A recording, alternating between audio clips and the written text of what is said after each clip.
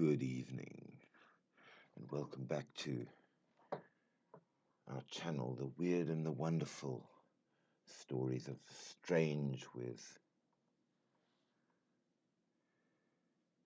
strange bones. So we've got around the world a little bit so far and come up with some basic theories, some ideas, some possibilities, and perhaps some new reasons to be afraid of the dark. And we've touched on a number of places. And now it's time to have a little bit of a look at a country that is known for its folklore and myth and mystery. And I refer, of course, to India. Now, if you live in South Africa, you know that we have what is said to be the largest group of Indians living outside of India. And that may well mean that some of what we discover today might, in fact, have some echoes that we recognize in our stories from South Africa. But of course, we are hoping to find similarities and echoes from around the world. So we shall see what we can discover as we start our journey once again into a specific, hey Faizan, a specific country to see what ghosts and indeed cryptids we can find to incite our imagination and possibly chill our spines. So India is a fascinating country in and of itself, with a culture that most interestingly has had record for thousands of years. There are not that many countries that have actually had record for as long as India has. And that means that we can find a great deal of things in the Indian culture to give us something to think about and talk about as we progress through the strange and the interesting. And I do hope that you will stick around and enjoy me and give comments and such, and I will certainly invite some of you to talk along with me. If you would like to join in, feel free to let me know. It's always good to have other opinions on this very strange topic, and hopefully we will discover things that may or may not answer some questions. Now, by and large, we have discovered that pretty much everybody believes in ghosts and things in some form, though exactly the form that they are believed in does sometimes vary. We have, as I will remind you, realized that there are certain common traits, no matter the country or culture, and with ghosts, that tends to be along the lines of how they come to be, and that has a tendency to be tragedy or violence. These are the things that cause spirits to stick around. But of course, when it comes to the spiritual, the weird, and the strange, it is not only the dead that we must deal with, but other spirits, demons, and creatures that we might find. But let's start ourselves off, at least, with the ghosts and see what we can discover to frighten ourselves tonight. Now, of course, India is a very large country, and we range from the high and cold mountains in the north all the way down to the sweltering heat of the south, with a lot of different peoples and variations in religions that can be found there.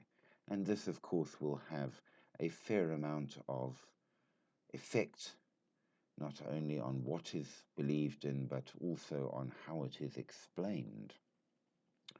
But let's begin with looking at a number of the kinds of ghosts that you might encounter.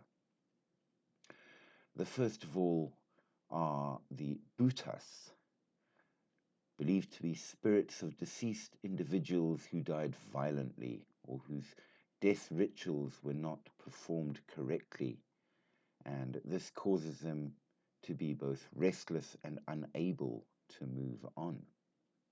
Certainly fits to what we've seen of ghosts thus far. The next ghost, such as it is possibly not a ghost exactly. Maybe it is and maybe it isn't. The pishashchas, which might not be as much a ghost as a demon of sorts, but having some form of body. It is a flesh-eating creature found in cremation grounds with shape-shifting abilities and invisibility. And that is a key one to come back to later in our discussion, as we have already discovered that there are creatures that fit that description in other countries. Another one which is quite interesting is a ghost or spirit said to protect or guard hoards of riches, which appears to be in some ways much like the Irish leprechaun. And this is known as the Joko. Another one is the Chudals, which is a female ghost, mostly found to the north of India and Pakistan. And these are female ghosts who died in childbirth or pregnancy. We then have the Vetala, which in certain Hindu traditions are considered the chiefs among ghosts and spirits, capable of being either quite benevolent or malevolent, dependent. And this again shows a certain change in how ghosts are viewed. We find the Nagin, the female snake spirits associated with water and to a certain degree fertility, which is less a ghost, of course, and more on the spirit side. The Bakolua, which is a specifically female ghost associated with the forests and wilderness. The Brahmar Rakesha, which is particularly malevolent, which may be either ghostly or demonic. It's not entirely clear which is which.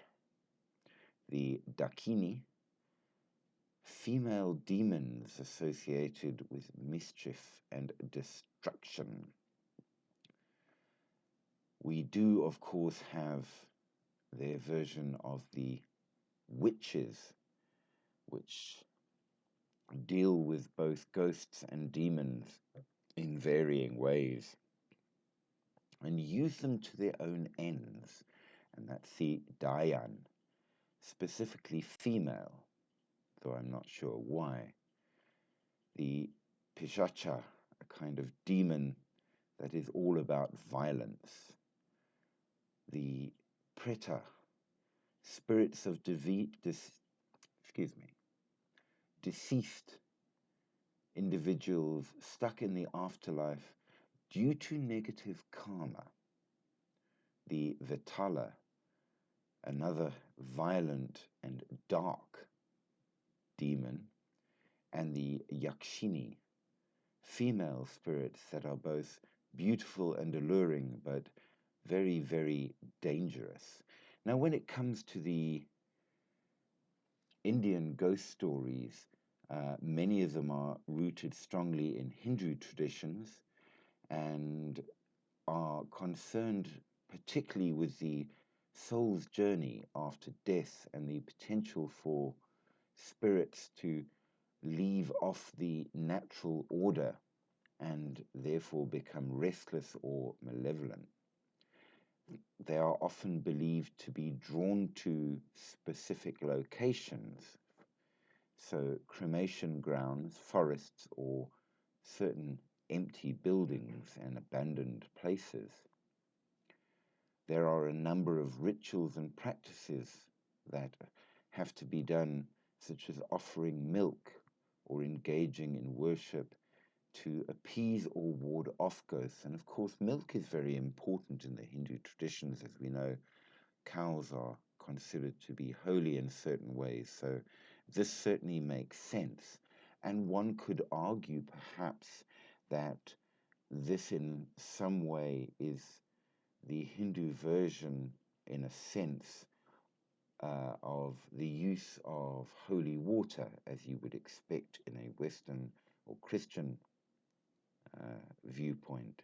However, we also find present in Indian folklore, and particularly obviously in regions with Islamic influence, but also outside of that, the concept of jinn, which does in fact come from pre-Islamic mythology. So we have our second encounter with the jinn, which I think shall become most interesting. And there are other influences with the long history in India and varying other cultures coming in. Of course, it has affected the mythology, even to the degree of European ghost stories. However, let's have a look at certain places that are particularly considered haunted. Now, one such place is the Bangar Fort in Rajasthan, which is notorious as being not only haunted, but said to be the home of a cursed magician who is bound there forever. There is also the Shaniwarwada in Pune, which is said to be haunted by the spirit of a young prince, and strange noises and phenomena have been encountered by visitors. There is the Kulara in Rajasthan, which is an entire abandoned village known as a ghost village, where the stories say there was a terrible curse laid upon the village which caused the entire village to exit with speed. There is the Malka Mai in Delhi, which is a 14th century hunting lodge that is haunted by the spirits of those that apparently died there, but also varying other supernatural beings.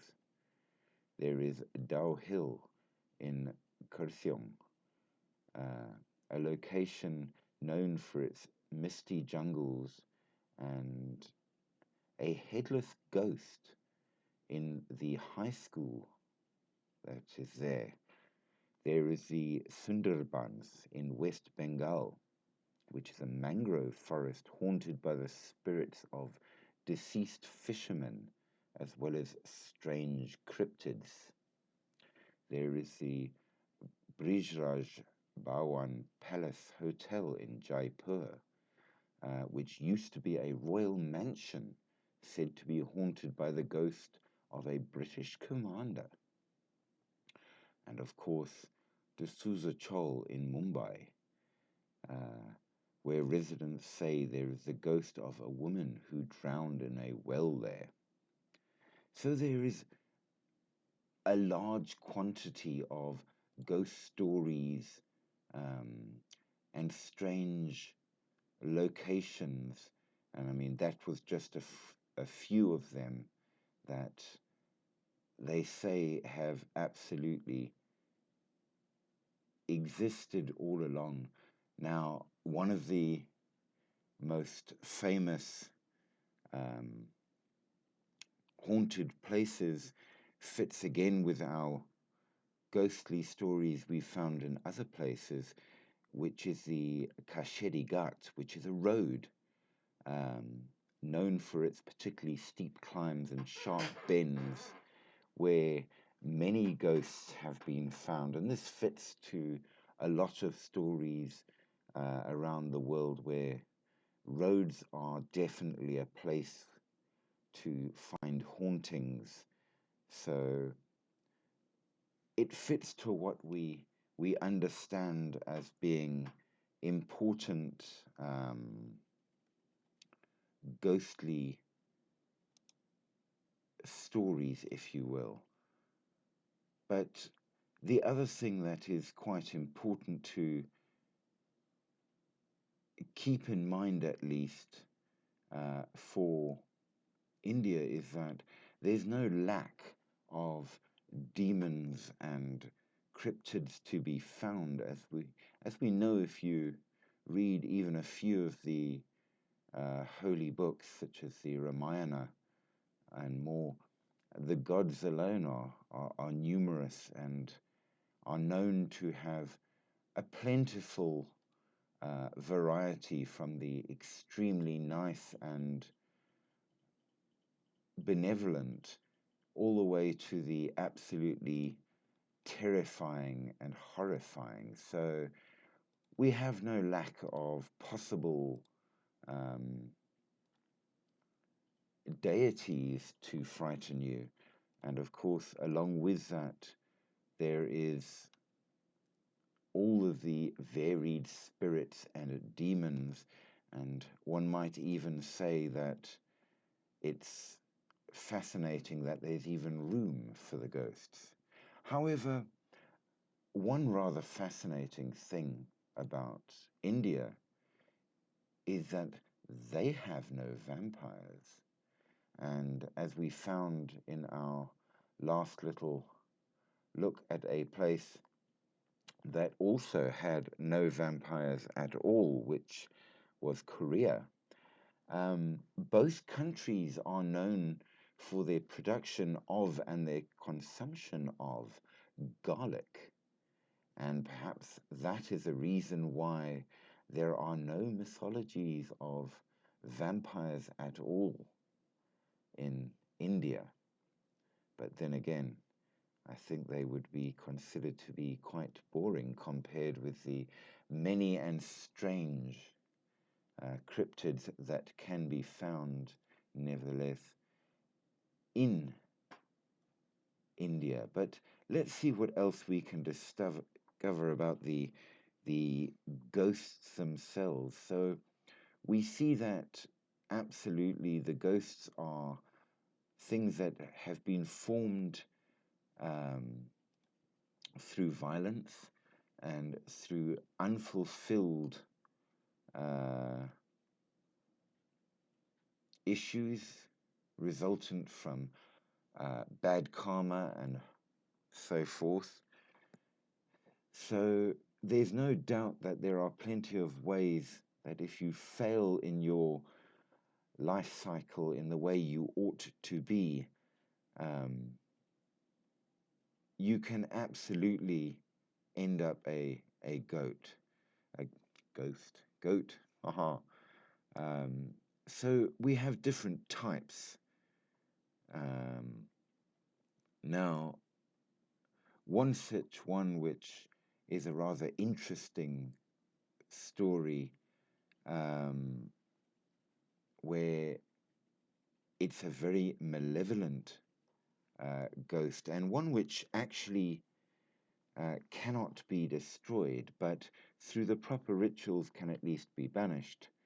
Um, it's a ghost that goes back far enough that it's been written of in Sanskrit, and it is the spirit of a married woman wearing a special kind of the traditional bangles made from shells around their arms, which normally are worn by married Hindu women in Bengal.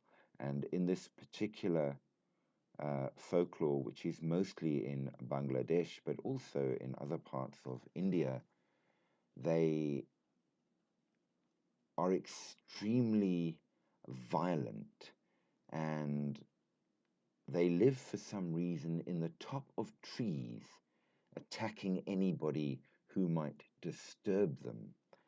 They are angry and, for reasons uncertain, very unfulfilled, and they are known to come down from the trees if you are passing by and they feel that you should not be there. And for this reason, moving at night is something to be done with a great deal of care. Now, something which is interesting is that, unlike in many countries where the dead are to be buried, uh, it is definitely a common thing in India that the dead are cremated. And so instead of cemeteries as such, you have cremation grounds. And it is said that cremation grounds are extremely attractive to ghosts and are places that you absolutely should not visit at night, because that's where the dead will go. So, certainly, it is an important thing that you must absolutely be careful of where you are moving, how you are moving, and why you are moving in different areas. So,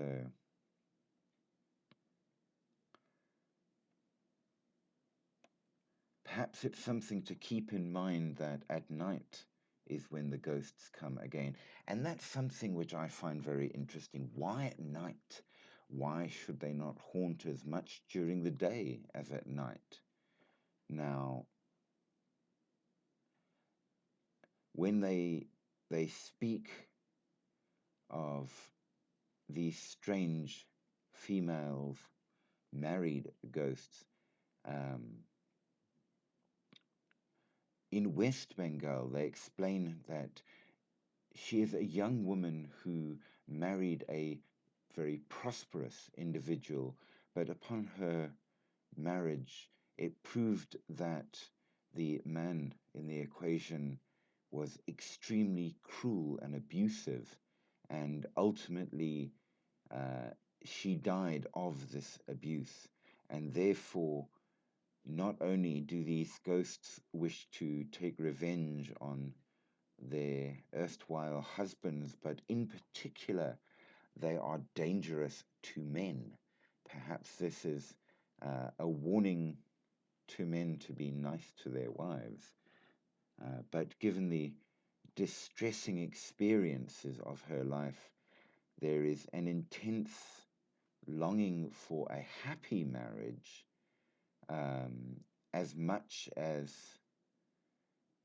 there is anger at men. And as a result, this strange ghost will, when she can, attempt to take over the lives of a happily married woman, quietly removing them from the picture, as it were, and taking on their identities while they then live out the life that they wanted. However, should this not work, they become angry, and instead of being properly submissive as a good woman should be in marriage, they become angry and evil, gaining pointy ears and slightly demonic visages, and then make their husbands' lives utterly miserable until they eventually kill them off, which is quite a terrifying view of marriage.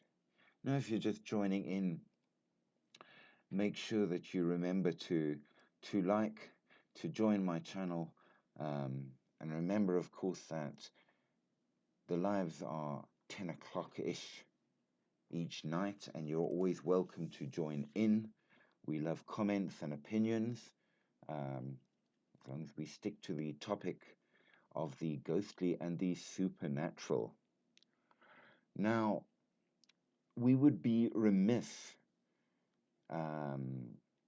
in our discussions of the ghosts and more in India if we did not have a look at the other side, as it were, of the occult. And as you know, there are a great many gods in the religion of India. Cheers, cheers, cheers.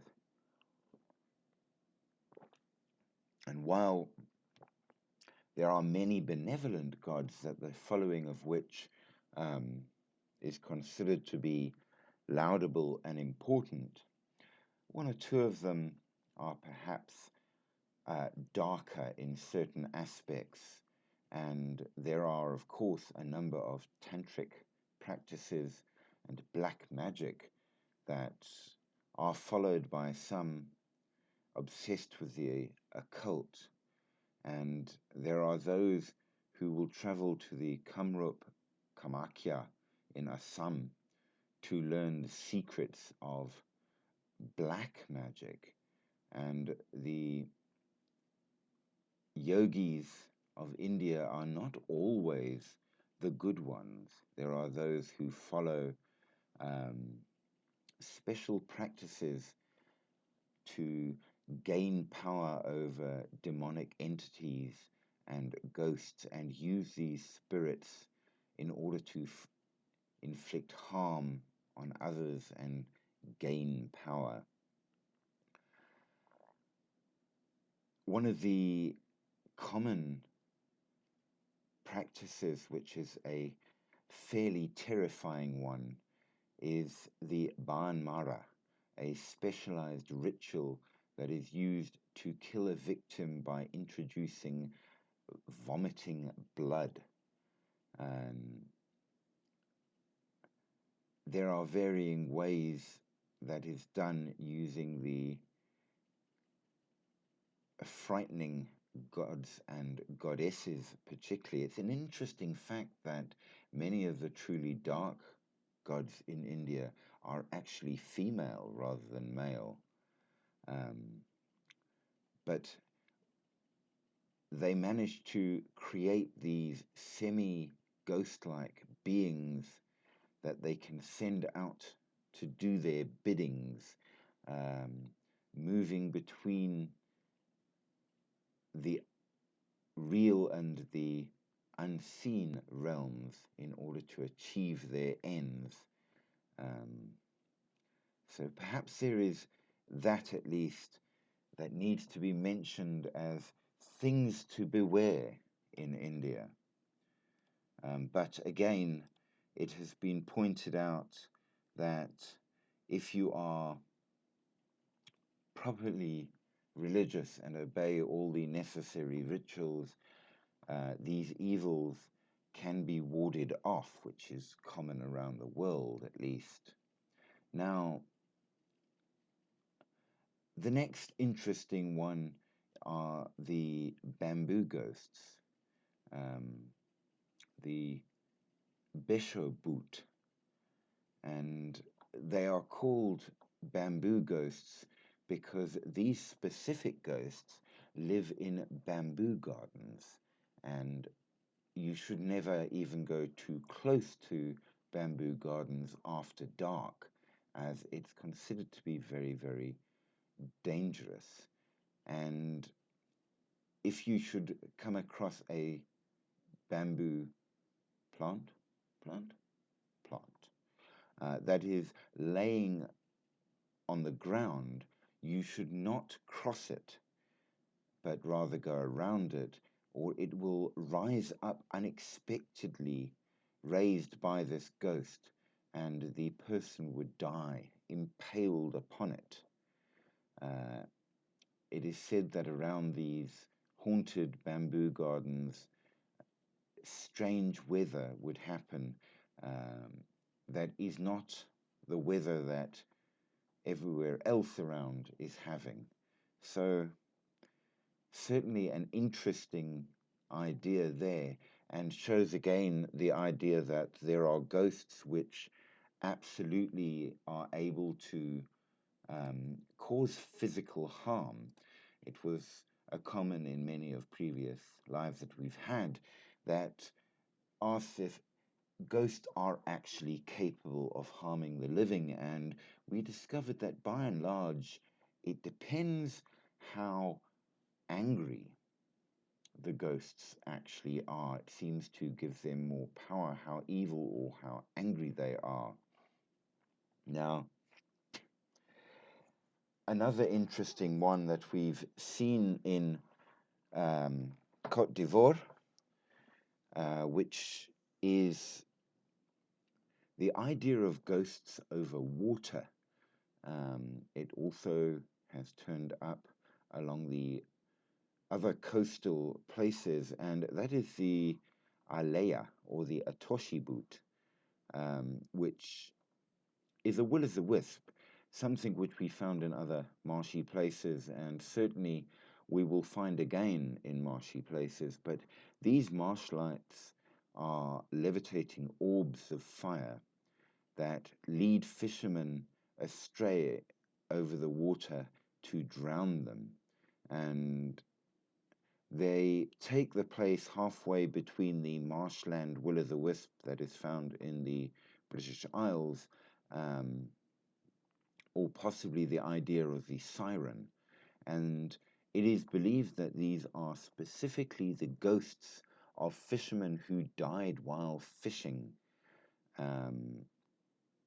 And there are special rituals that the fishermen in the Sundarban Delta region, especially around Kasti and Mana, that they have to do to ward off these creatures before you go fishing, otherwise you will never go home. And there are many stories of the unwise who stayed out a little too late and who forgot to do the proper rituals, who see these glows and hear these sultry voices calling them across the water that maze the mind and confuse you and lead you to drown, and then thereafter join the community of the dead on the water. So that's another interesting one that absolutely, I think if we were to be rigorously scientific, we could say that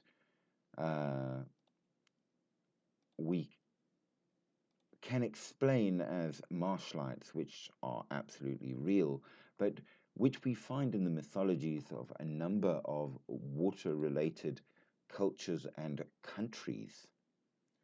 Now, another interesting one, which again is from the Bengali region, is the Bego boot. Now, Bego means tiger, and according to the people who live around these areas where this ghost is said to be, they are particularly the ghosts of those who were killed or eaten by tigers. Um, this is an interesting one because tigers, of course, are one of the primordial alpha predators in the regions of India, and of course, therefore, feature in many of their stories and mythologies. And local folklore suggests that these apparitions frighten people who enter the jungle, driving them astray to lead them to tigers, where the tigers will be able to attack and eat them, and that they can make the noises of tigers in the dark to scare the villagers. I think again that it shows that the fears that are very real are again connected to the mythology, absolutely. But of course, by no means are there only bad ones. Um, it is absolutely true to say that there are a fair selection of negative ghosts, but there are also good ones, which is a rather wonderful balance, if you will. The Brahmodaito um, are one of the most popular ghosts, especially in the Bengal region, as they are believed to be the spirits of holy Brahmin that can be seen wearing the traditional dhoti and sacred thread on their body, and they've become something of um, a feature in many modern movies as well, and they are known to be extremely helpful and kind, um, owing to the rigid and discriminatory nature of the caste hierarchies that existed in the past. Um, it is often said that these ghosts are there to show that there is more to life than just the ordinary hardships of being poor and second rate. Um, what's interesting as well is that while most ghosts are dark skinned um, in the varied traditions, these ones are fair skinned, and as we know, that has certainly something to do with the understanding of the caste, and the lighter the skin, the better off you are in that regard. So, absolutely, it is an interesting reflection in the ghosts of the reality. But let's touch on a few other things that are around that, again, you absolutely do find in the Hindu epics like the Ramayana and the Mahabharata, and that is the Rakosh. Now, the Rakosh are halfway between humanoids and animals in many ways. They are um, extremely strong with sharp claws and big fangs, and some may have magical abilities as well. Um, and it is essentially a kind of spirit that would want to eat as many people or animals as they can find. They roam the night, especially, and rather charmingly, um, just as in the Western story of Jack the Beanstalk, where you hear the giant saying, "Fee, fi, fo, fum, I smell the blood of an Englishman." Um, these ones are said to also say much the same thing, the now, now, now, Manshur Gondo Pnao, which in Bengali apparently means much the equivalent of fee fi fo and I smell humans. Something that says that they are able to sniff you out in their hunts to eat you. But as we move on, we find that flesh-eating demons are very much de rigueur in a lot of the Indian mythologies, and another one, the Pishachas, are known to live in dark places, especially the cremation grounds, which is why you should never go to them at night. And again, ghoul-like and flesh-eating. So ghouls are very much a part of the ghostly view of things in Indian mythology. So while we may not have vampires, we nevertheless have a sufficiently terrifying form of flesh-eating creature. Um, and one of them, which apparently is sort of a spirit or a ghost, but which will then take over a corpse's body and rise up to again eat the living, are the Vetalas, which also then live in the charnel grounds. So we have a fair selection of ghouls to terrify the night, things which will move around and catch you if you're walking wildly around, blindly or thoughtlessly. Um, but again, we have those that protect, um, just like those that are the ghosts of Brahmin. We have spirits, the Jok, which are warrior like entities that are guardians of treasures within the earth, benevolent, able to bestow fertility and wealth upon their devotees, something which is considered to be a good thing. Now, we have reached a creature that we have found already, and while it is most often the Muslim community in India that believes in these, it is by no means only them, and there are comments thereof in other cultures within India as well. So that, of course, is the jinn. And again, we see that the jinn can be both benevolent or malevolent.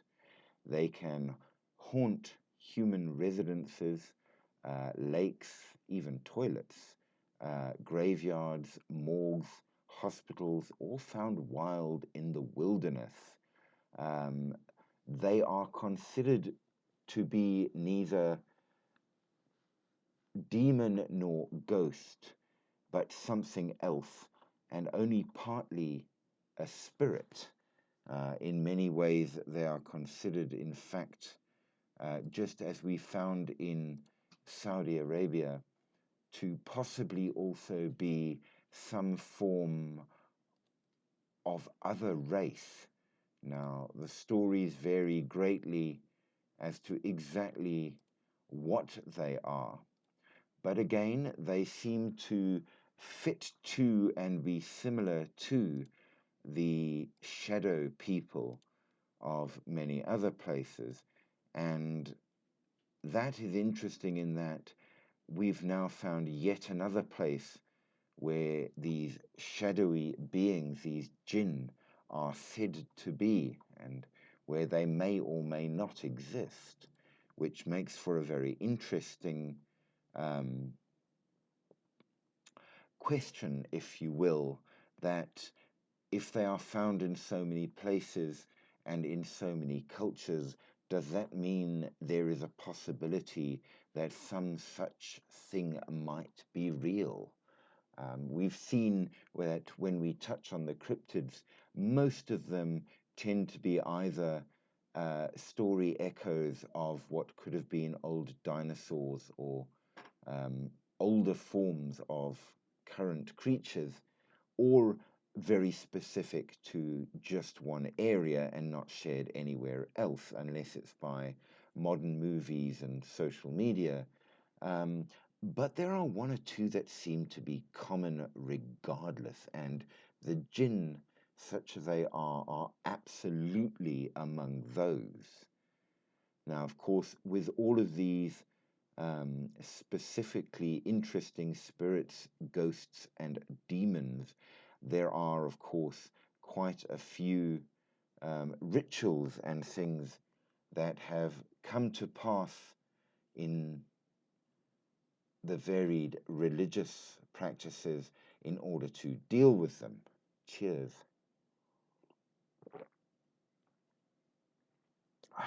So we can keep talking. So there are a number of rituals such as the Boot Chaturdashi, um, which is celebrated on the 14th day of the waning moon, which is the night before Kali Puja, most interestingly, because Kali, as we know, is a very dark goddess in many ways. Um, and translated, I suppose it would come roughly to be the 14th day of ghosts. And on this night, 14 earthen lamps, the Choro Prodip, which are very, very popular in various religious practices in India, and which are charming little lights. They are lit in homes to appease the spirits of the past 14 generations of ancestors. And there again, we come to the point that the ancestors are considered to be very, very important, as in places such as Mexico and in South Africa, and in other places in Africa, that they are to be not forgotten, they are to be reverenced, and if they are not, there is the possibility of a certain amount of, shall we say, retaliation for your lack of family duty. So, absolutely, it's something that needs to be dealt with. Now,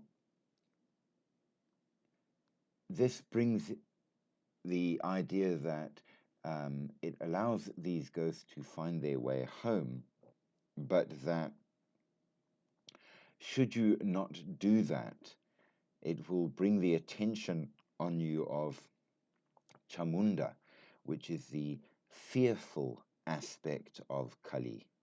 And if you fail to do what you ought to, um, you may get the attentions of the goddess herself. So the 14 earthen lamps are lit at the different entrances and in the dark corners of room. And a dish with 14 types of leafy vegetables, the choroshak, is eaten and shared with the spirits so that the evil ones are unable to possess you. So ghosts can absolutely both physically affect you and possibly possess you in the views in India, which makes for a very interesting addition to our ghostly lore. Now, looking further as to where these ghosts may or may not be found, one of the very interesting ones which we come across, which is the road into the airport in Dhaka, is a ghost we are very, very familiar with. One that we have found in many modern places, and that is a white lady. And just like the white ladies of other places, she appears in the roads, often frightening drivers and possibly causing accidents by her appearance. and seems to be one who died on the road there and is still trying to get home.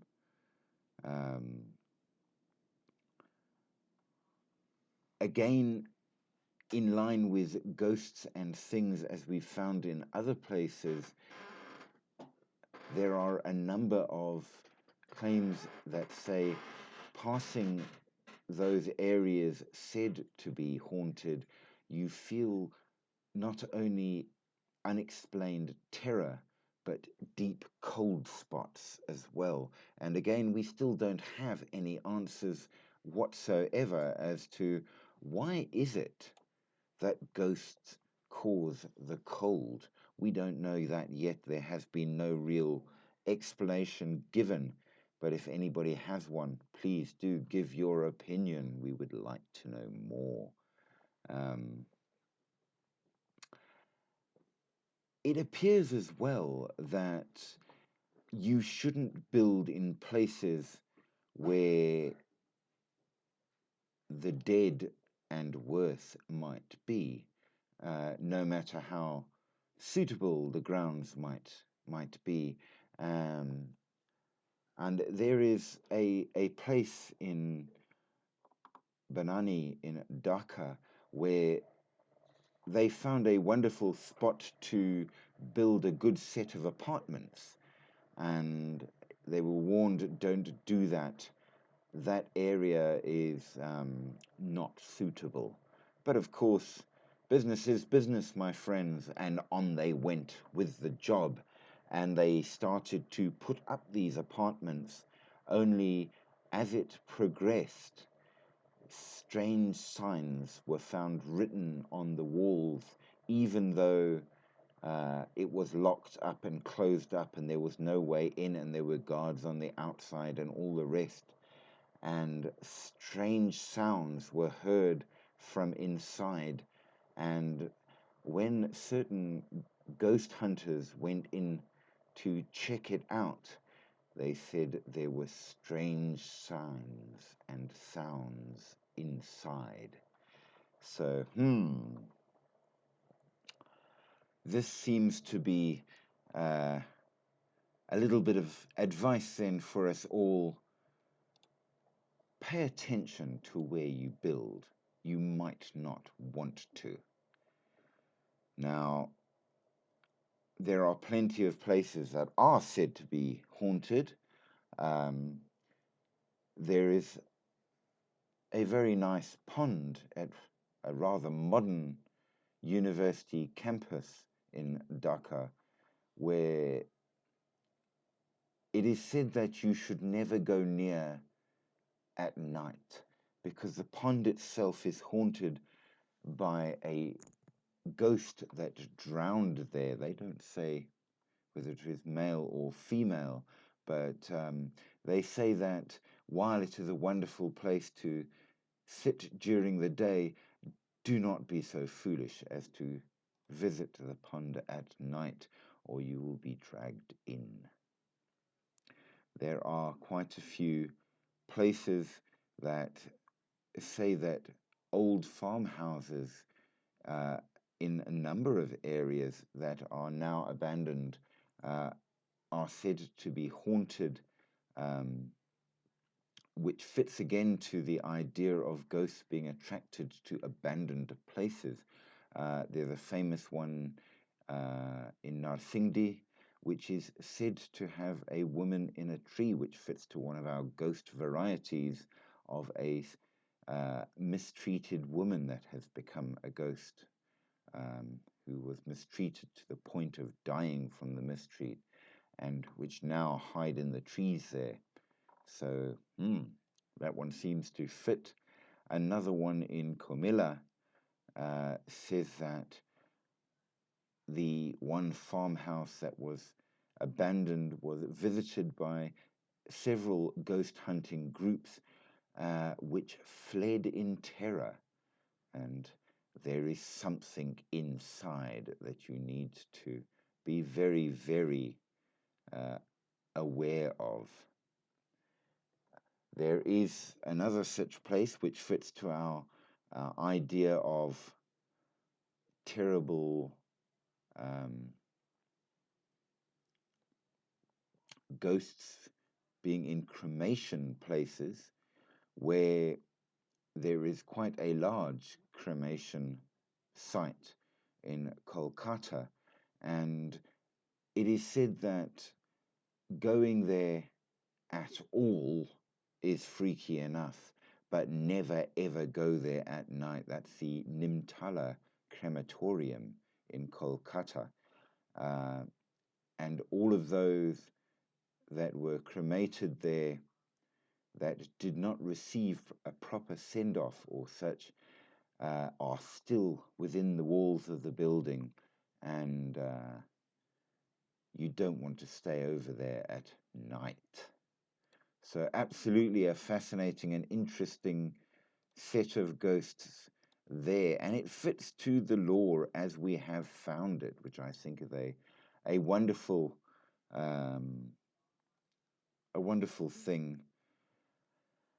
Now, one which I find to be incredibly elegant, um, and that is within the writers' building in Kolkata, there is said to be a number of ghosts, possibly old professors or students that wander the halls, still doing their research and studies.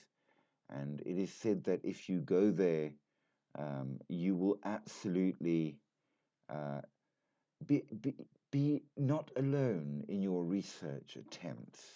And I find that to be a charming, charming haunting. Um, but that is not alone. As we are well aware, um, one of the big deal places in the Hindu beliefs is, of course, the Ganges, a river that is considered to be extremely sacred, and the water of which is almost automatically holy just by of uh, its existence as such. And because of that, there are certain places along the river where many spirits wander. Um,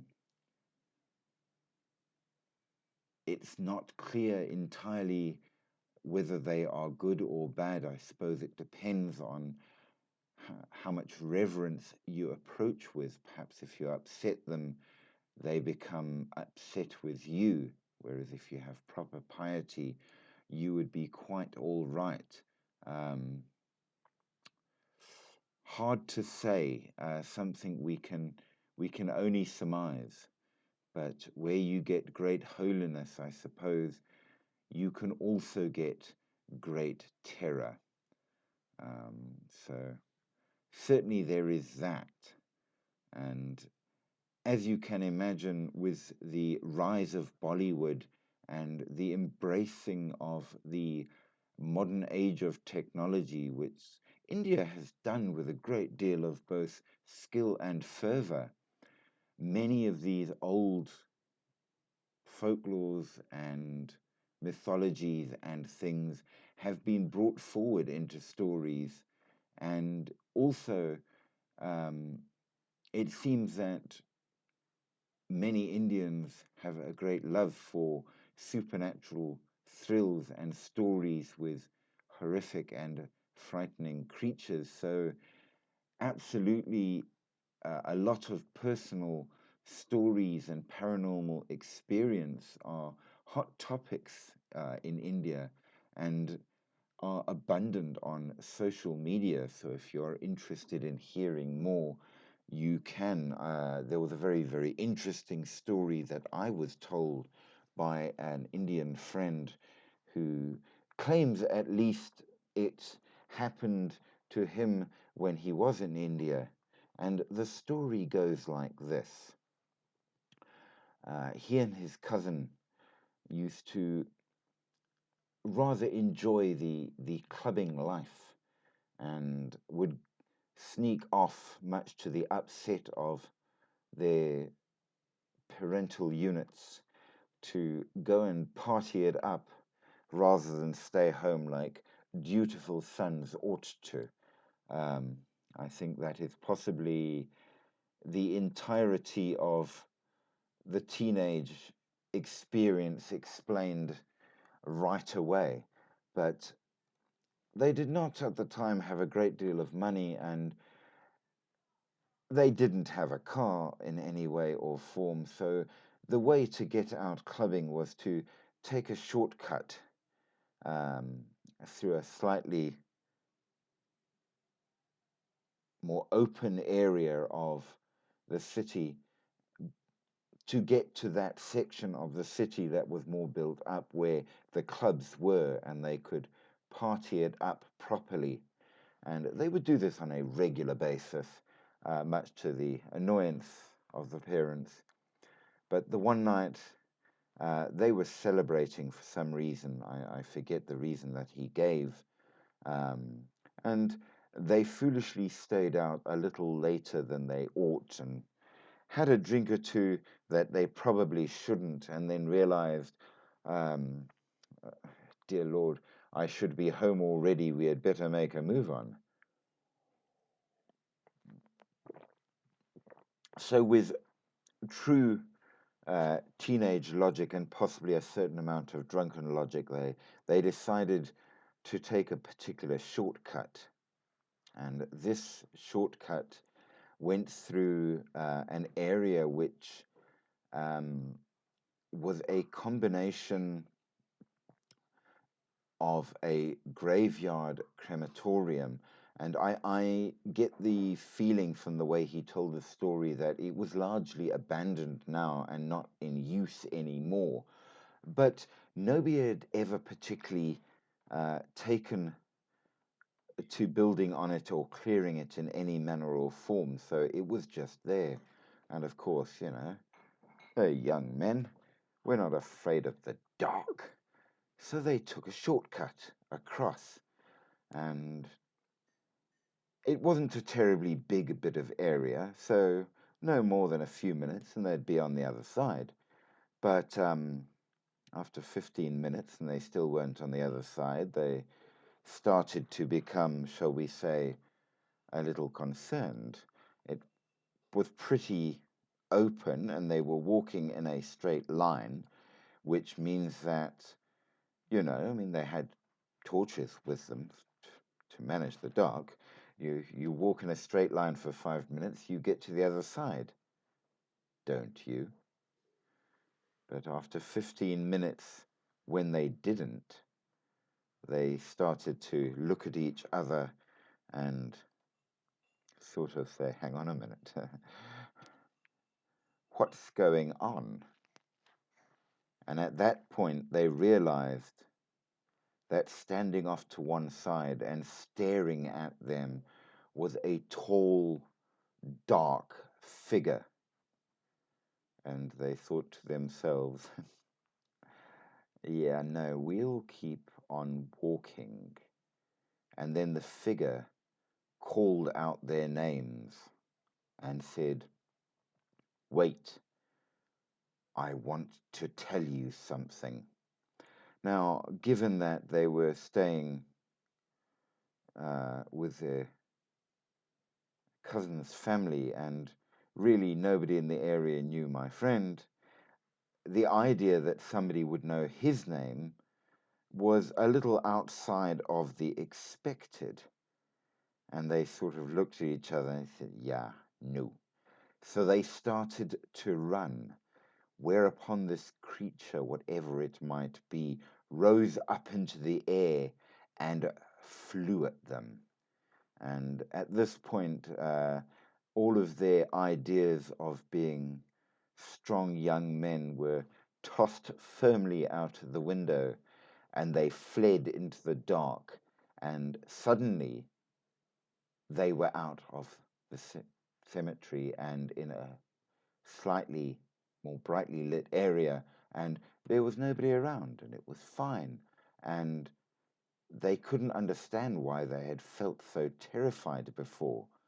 It was as if the feeling had been put upon them, and They tried to laugh it off, and for the rest of their visit, he said, "We were dutiful sons and stayed home."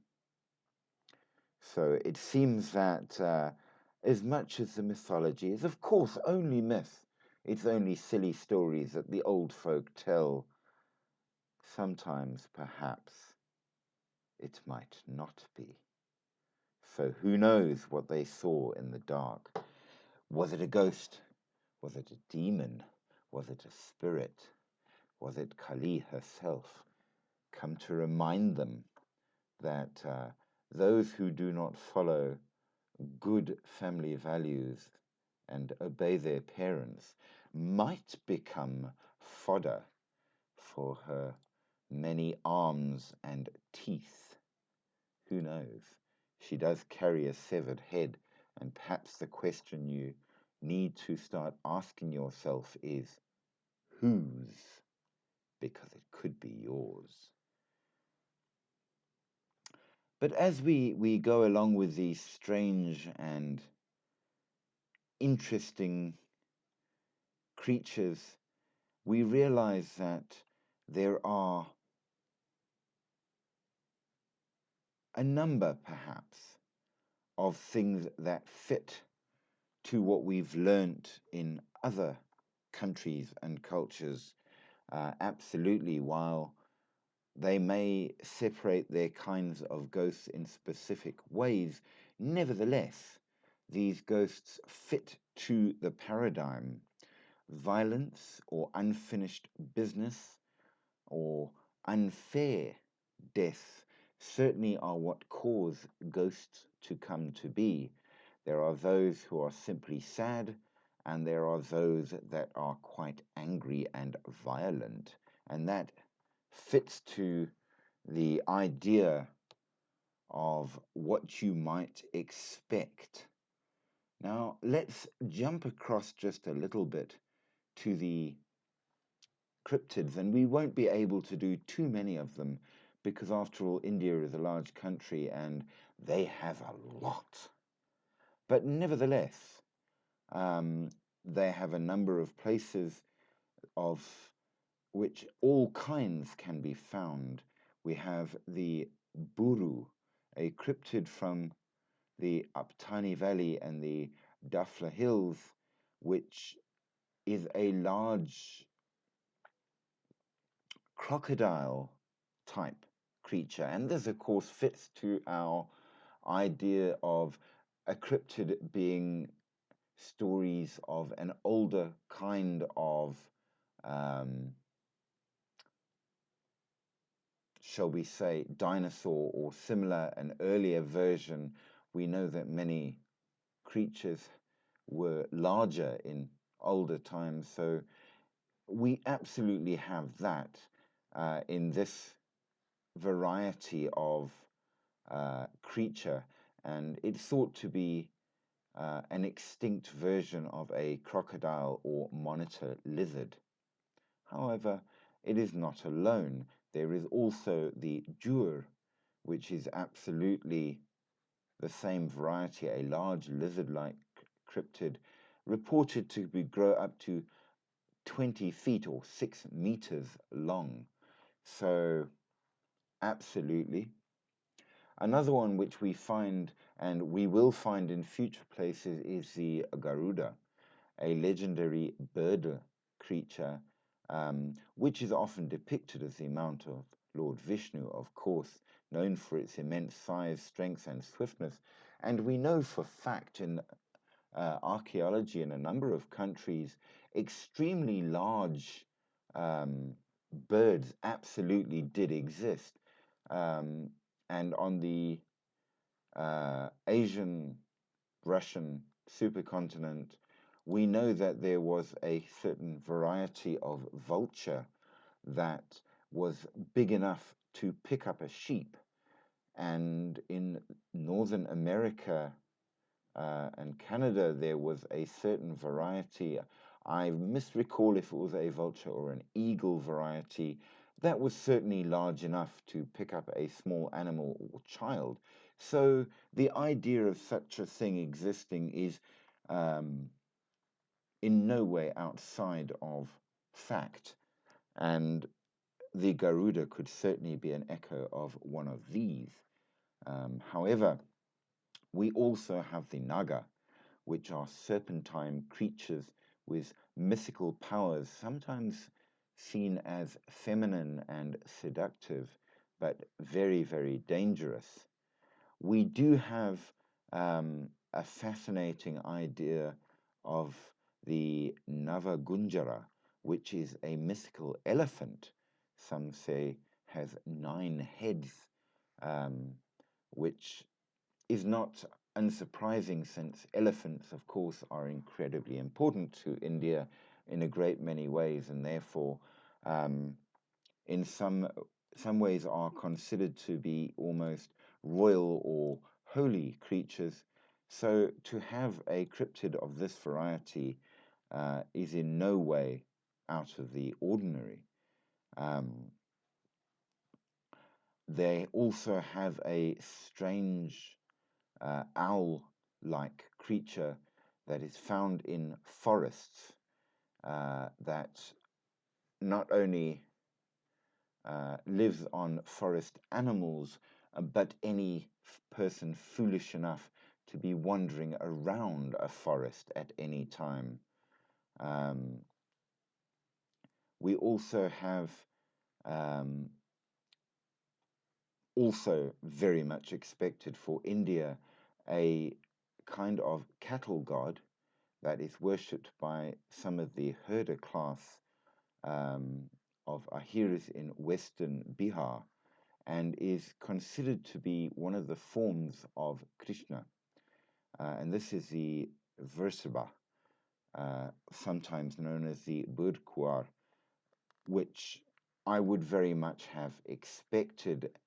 Um, and again, of course, the amount of the god Indra, the uh, Airavat, the white elephant. And we know that white elephants are absolutely considered to be sacred and holy in Hindu culture. So, certainly a number of expected cryptids that are very specific to India and fit to a lot like the ones you would expect to find but are only found in India. However, the Rakshasa are absolutely demons, which in many ways are very similar, if not identical, to what many other cultures consider demons to be. And perhaps we need to talk about that and consider what that might mean in terms of the human experience. Is it that we compile our demons out of all the things considered evil, and therefore they have similarities in many different cultures, or who knows, maybe demons are just like that and we should fear them because of it. But these are absolutely demons with plenty of descriptions of them as being able to come in varying shapes, sizes, and forms, particularly in the Ramayana. Which, by the way, if you do enjoy a good story of mythology, even if you are not a Hindu, it is a fantastic story and very well written, I found, um, to have a read on. It's certainly one that is worth a go, I think. Um, I find the Hindu scriptures to be truly fascinating and colorful. And of course, if you, like me, have any interest in the martial arts, um, as you know, they originally came out of India, and Hanuman, who is possibly my favorite of the gods, um, inspired the stories in China and other parts of Asia of Sun Wukong, the monkey god. Um, and of course, there are the tales of Bodhidharma, who brought the martial arts to um, China and Japan, apparently. How much truth is in that is hard to say. He was said to be a Indian yogi, or possibly that he was in fact somebody from China who went to India and then came back. But of course, these are all stories that can be argued. Um, and he is said to have many and interesting powers. And of course, as we know, the Monkey King, in whichever culture he is looked upon as, is known for his unarmed skill, his mastery of both the mace and the staff, and of his rather fascinating magical powers and brilliance in herbal healing. So, and this is common right across. Who knows? Maybe Sun Wukong was a real person, or Hanuman as he is called in India. Either way, I love his stories and do consider him to be one of my absolute favorite.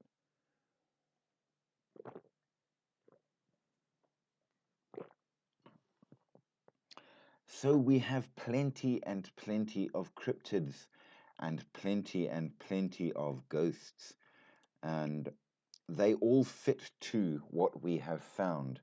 We now can say for certain that we have those cryptids which probably are the result of memories of older creatures. We have cryptids that are certainly specific to just one culture. We have cryptids that seem to cross across cultures, such as the shadow creatures or jinn. And I would invite you to send me your opinion on whether or not you think that shadow people are ghosts or jinn or something else. It's very hard to say, I think. They absolutely are fascinating. They absolutely deserve a stronger look, because it leads us to the question of how many dimensions are there to this world? Well, science alone tells us that, in fact, there are many, and we are extremely limited in only being able to experience four with our tiny minds. But there are plenty, so perhaps there are creatures that not only experience more, but manage to move between more, because the jinn exist in India, and before even the Muslims came there. They are definitely a strong thing in the Muslim cultures of Saudi Arabia, and versions thereof can be found in South Africa, in Cote d'Ivoire, and even in Wales, and absolutely certainly in Mexico. So perhaps we have found something there. In terms of the ghosts, we have strong commonalities. It's interesting, though, to say that you get a lot of ghosts attracted to and living in the crematoriums and cemeteries in India. Certainly, it has been something that is kind of divisive in terms of ghosts and such, in that some people say you get no ghosts in cemeteries, nobody dies there. Unless it's a very old cemetery where there were times when people very much did. Um, but there are cultures, particularly those that have a strong ancestor worship, that will go to the cemeteries to call their family members back and hold rituals at such places. And that might be a reason for um, the dead in those cultures for going back to cemeteries. However, hospitals, roads, and dark and abandoned places are absolutely where the ghosts are found, and by and large, very, very, very much so at night. So I'm putting a challenge out to you guys. Can you find any stories to share with us of ghosts that haunt in the day? I think that would be a challenge worth finding about. Why should ghosts come at night? So we have two important and unanswered questions to consider here in terms of the ghosts. Why do they cause cold spots? Why do they haunt at night? Is that just the human experience? I don't really know. But I would like to find out more, and we will try to answer that as we go along, if we can. Um, whether or not we will be able to, I don't know. But that said, please, please, please send your comments, send your preferences, because we are going to do a new country um, again. We shall think about where we might go to find out new and interesting things to terrify ourselves. Um, there are, of course, a great number of interesting possibilities to consider. So do join my channel, like, subscribe, be a part of. Um, I will put up as much as I can on these things um, pretty much every day, though possibly not on a Sunday, as we do need one day of rest, do we not? But we shall see. But it's been a fantastic journey through India, and we are absolutely going to have another go and see what else we can find. Um, we do need to learn more before we can make any kind of guess as to what may or may not be um, real or not. We do need to find out why we have so many experiences with the paranormal. Um, it seems to imply that they must actually exist in some way, or perhaps as humans, we are just attracted to things that go bump in the night, and so we invent to explain away things we don't understand. Perhaps. Who's to say?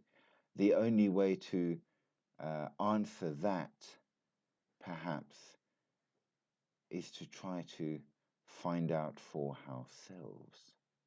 Perhaps we can, perhaps we can't. We shall try. As we know, there are a great many ghost stories coming out of India, both written and in movies, which is rather nice. And there was even at one stage a live radio program in India called Boot FM, which was all about the weird and creepy, and people would uh, exchange and share their real life experiences with ghosts, demons, jinns, and the occult. So, if you're interested in such things, um, they are out there for you. And if you want to learn more about India, it's not that hard to find many interesting things, which I think is rather wonderful. But for now, we are going to have to uh, say that it's time to end for the evening. We've been on for an hour and a half, and it has been a fascinating journey. And thank you for joining me. Thank you for those who've been with me for quite a long time. And remember, I'll be back at 10 at night tomorrow, so that we can approach the witching hours with fear in our hearts. Have a wonderful evening. And this is me, Strange Bones, saying good night, and have very, very sweet dreams.